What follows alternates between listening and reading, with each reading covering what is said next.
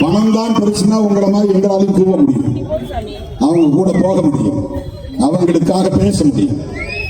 அந்த கொள்கை புரட்சியாளர் அம்பேத்கர் அரசமைப்பு சட்டத்தின் முகப்புறையில் வைத்திருக்கிற அந்த கோட்பாட்டை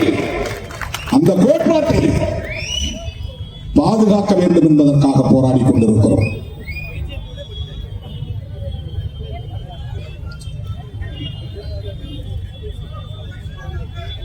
குவார்டர், அடுத்து செமி, குவார்டர் ஃபைனலுக்கு பங்கேற்க மாட்டார், செமி ஃபைனலுக்கு பங்கேற்க மாட்டார், நேரா நேஷனல் ஃபைனல்ல போய் ஒரே அடியில் ஜெயிச்சுருவாங்க.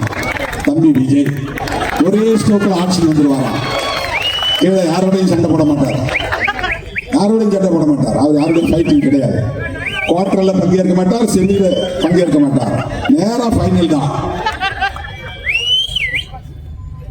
அதே அரசியல் அறியாமை தான். அப்படின்னா யாரும் வர முடியாது. யாரோ அவரை சுற்றிக்கிட்டே இருக்கிறாங்க, ஸ்க்ரூ கொடுத்துட்டே இருக்கிறாங்க, ஏற்றி விட்டுட்டே இருக்கிறாங்க. உனக்கு எங்க போனாலும் ஒரே கூட்டம்.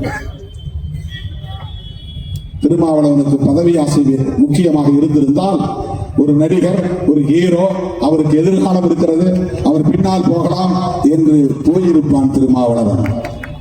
அப்படி அல்ல. எங்களுக்கு 2 சீட்டா 4 சீட்டா என்பது முக்கியமில்லை. நாங்கள் ஏற்றுக்கொண்ட கொள்கை கோட்பாடு தான் முக்கியமானது.